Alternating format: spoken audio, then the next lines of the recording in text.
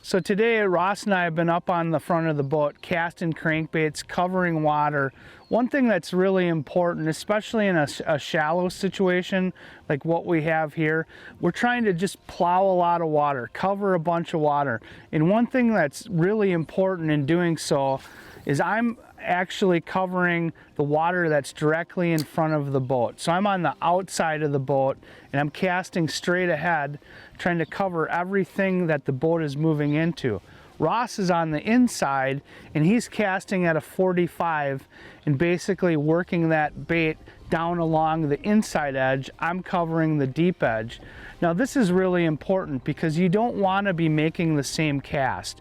This water is fairly clear and what we're trying to do is just work our way through and draw the fish in. So you want to kind of pay attention to your fishing buddy while you're moving along. So you always want to be covering fresh water. Thanks for watching. Hit the subscribe button and click on the bell to stay up to date with the latest tips and techniques to help you get the next bite.